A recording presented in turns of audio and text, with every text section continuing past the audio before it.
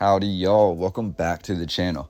As we dive into history from around the world, my favorite aspects to share with you are the anomalies, those creations of our distant past which seem to indicate a far advanced or seldom seen form of architecture, which makes said structure one worth remembering. If only we had the ability to peer into our looking glass and witness the construction of such amazing feats of engineering.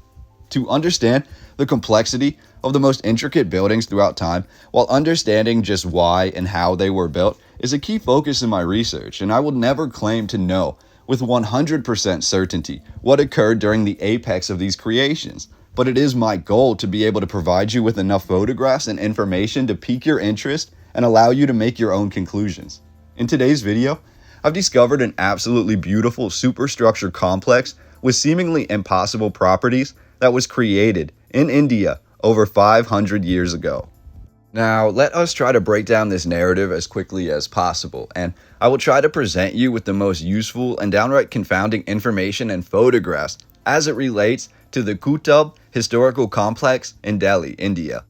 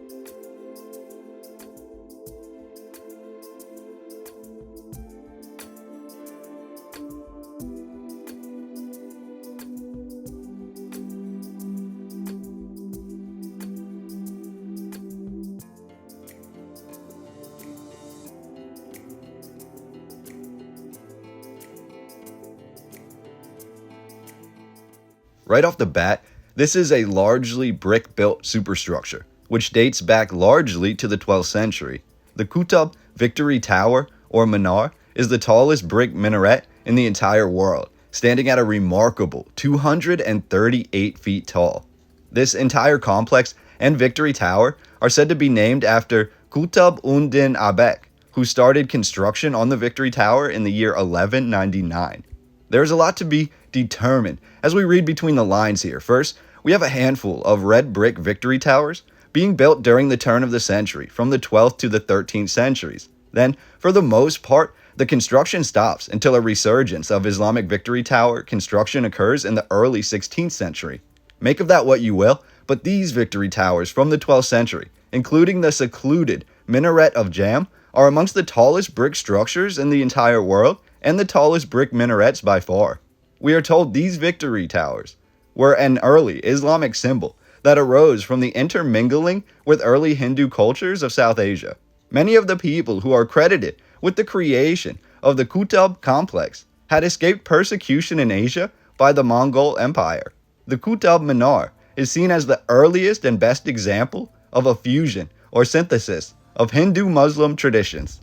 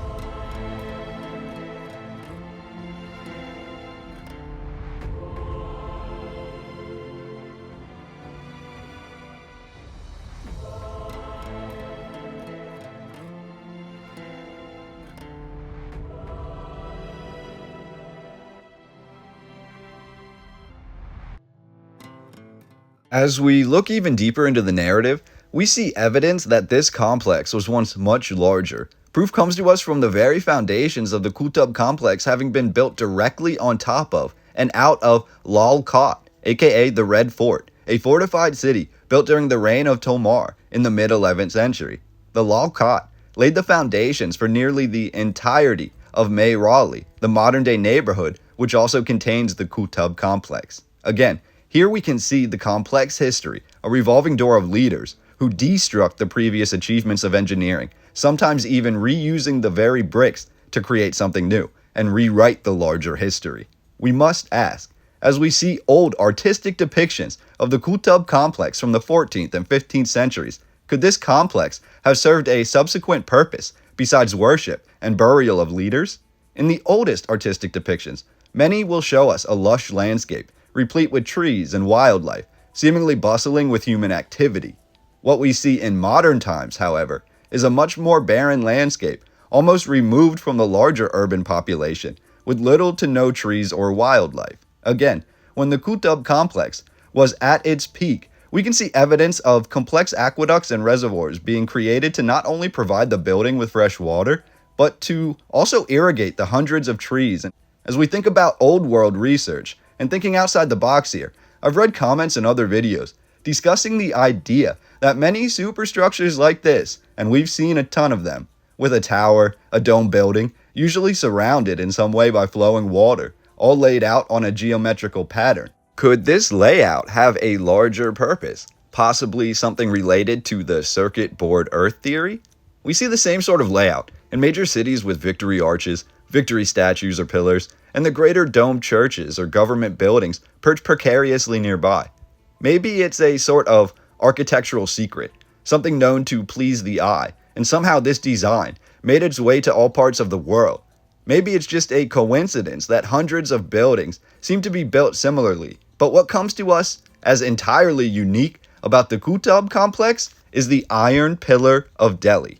Again, my video is just meant to open your mind to what is out there, and hopefully you can explain to me in the comments what exactly this information means to you.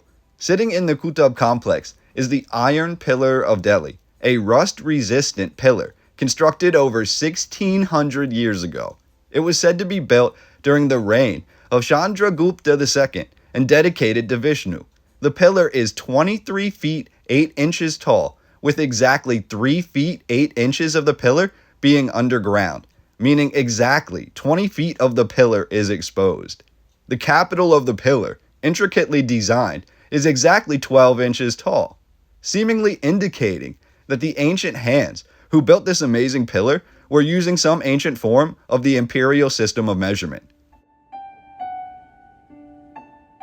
The Iron Pillar of Delhi supposedly was moved to the Qutub complex before the Qutub complex was built, meaning the Iron Pillar was once part of the Red Fort that stood here previously and then was incorporated into the Qutub complex at a later time. However, for centuries, archaeologists and alchemists before this, and later into modern times, scientists and historians, have visited the Iron Pillar of Delhi, trying to decipher how it is almost impenetrable to corrosion.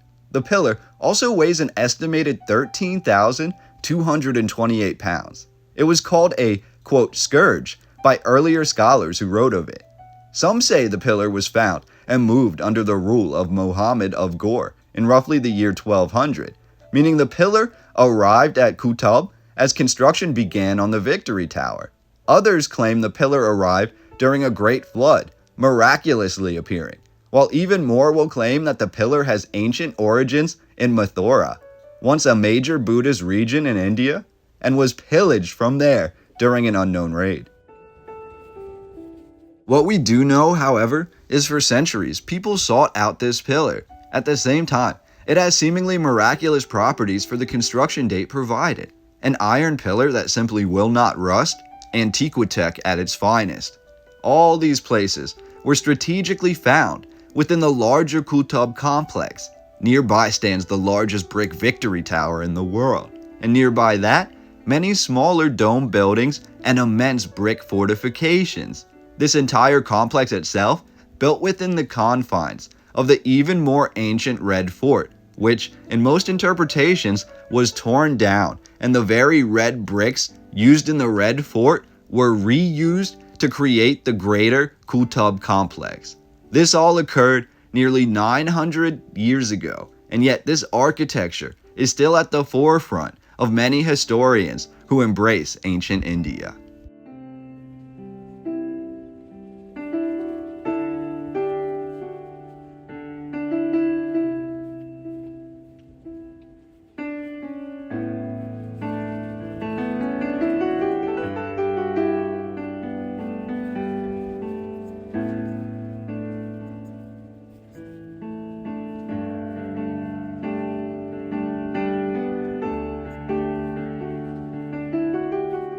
So I ask, as we look through the remaining photographs of the Qutb complex and I chime out, would you please let me know what you think about this overarching narrative in the comment section down below? Because I really look forward to hearing what your opinion is on this sort of history and finding out what you believe we can attribute to this complex as accurate as taken from this narrative.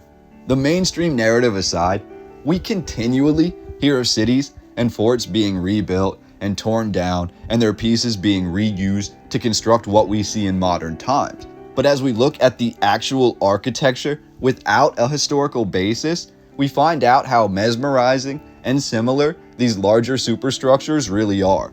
Especially when we look at this specific Victory Tower, the architecture is truly unmatched. Besides the slew of Victory Towers that were all red brick built in the area in the 12th and 13th centuries.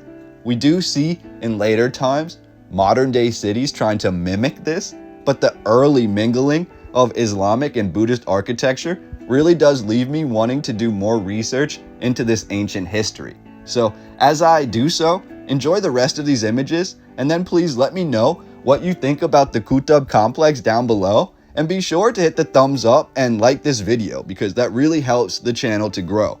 Please subscribe if you're not already, but you do enjoy these videos, and please stay independently researching the things that intrigue or confound you. Always stay positive and try to stay in the light, and I will see all of you on the next video. Cheers.